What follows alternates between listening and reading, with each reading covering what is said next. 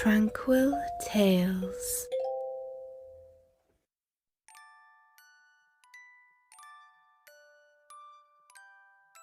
The Boy Who Cried Wolf. An Aesop's Fable. A shepherd boy tended his master's sheep near a dark forest, not far from the village. Soon he found life in the pasture very dull. All he could do to amuse himself was to talk to his dog or play on his shepherd's pipe. One day, as he sat watching the sheep in the quiet forest and thinking what he would do should he see a wolf, he thought of a plan to amuse himself. His master had told him to call for help should a wolf attack the flock, and the villagers would drive it away.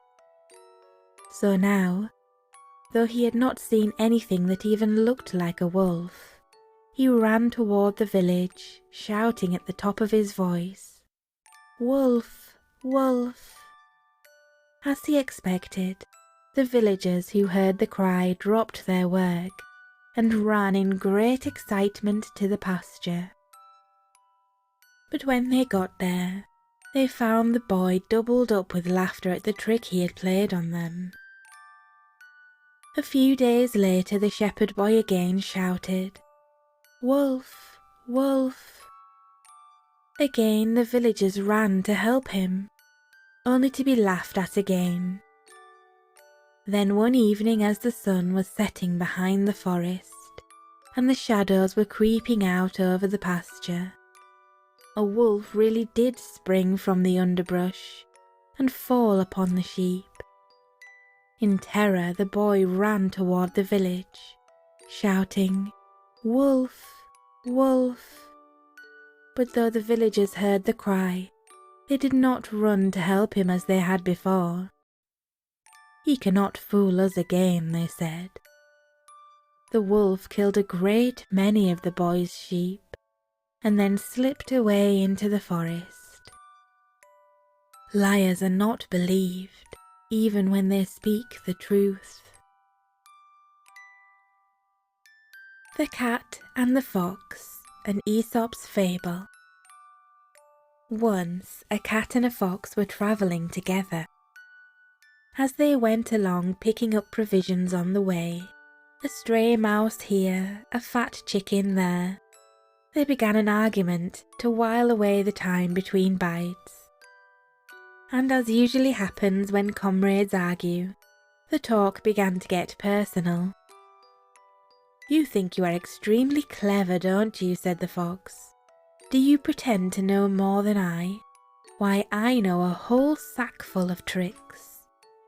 "Well," retorted the cat, "I admit I know one trick only, but that one, let me tell you, is worth 1,000 of yours." Just then, close by, they heard a hunter's horn and the yelping of a pack of hounds. In an instant the cat was up a tree, hiding among the leaves. "This is my trick," he called to the fox. "Now let me see what yours are worth." But the fox had so many plans for escape he could not decide which one to try first. He dodged here and there with the hounds at his heels. He doubled on his tracks. He ran at top speed. He entered a dozen burrows, but all in vain. The hounds caught him and soon put an end to the boaster and all his tricks. Common sense is always worth more than cunning. The Tortoise and the Hare. From Aesop's Fables. A hare was making fun of the tortoise one day for being so slow. "Do you ever get anywhere?" he asked with a mocking laugh. "Yes," replied the tortoise, "and I get there sooner than you think. I'll run you a race and prove it." The hare was much amused at the idea of running a race with a tortoise, but for the fun of the thing he agreed. So the fox, who had consented to act as a judge, marked the distance and started the runners off. The hare was soon far out of sight, and to make the tortoise feel very deeply how ridiculous it was for him to try and race with a hare, he lay down beside the course to take a nap until the tortoise should catch up. The tortoise meanwhile kept going slowly and steadily, and after a while passed the place where the hare was sleeping. But the hare slept on very peacefully, and when at last he did wake up, the tortoise was near the goal. The hare now ran his swiftest, but he could not overtake the tortoise in time. Slow and steady wins the race.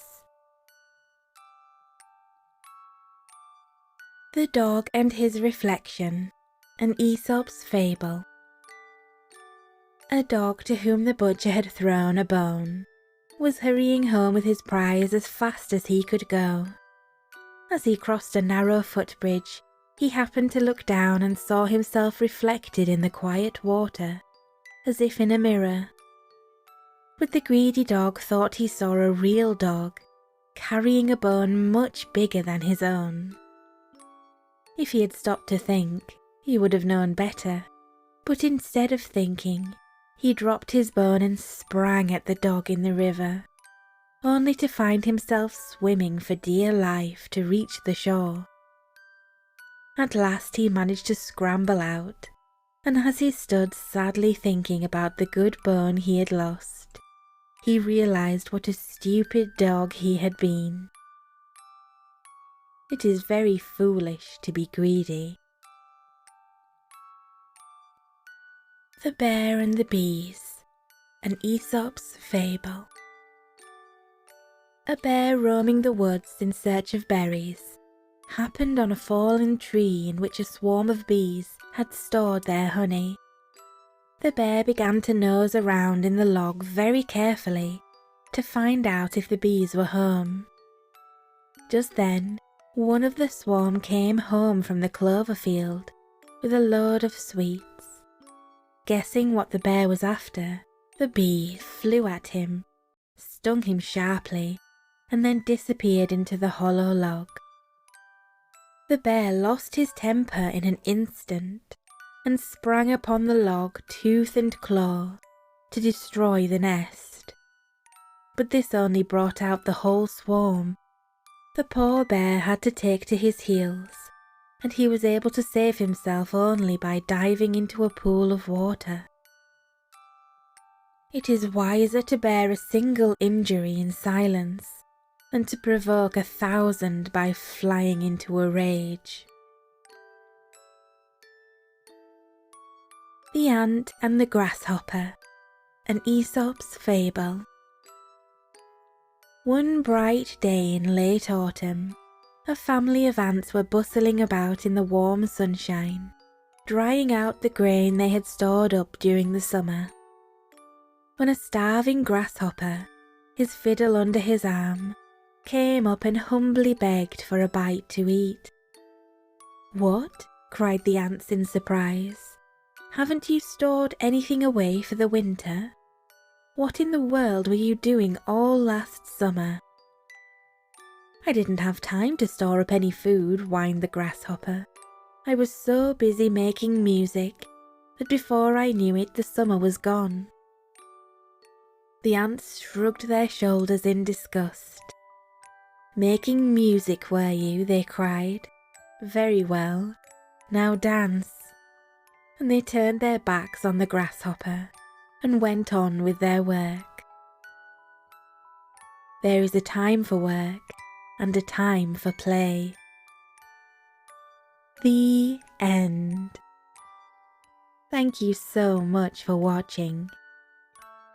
Good night, sleepyheads. Sweet dreams.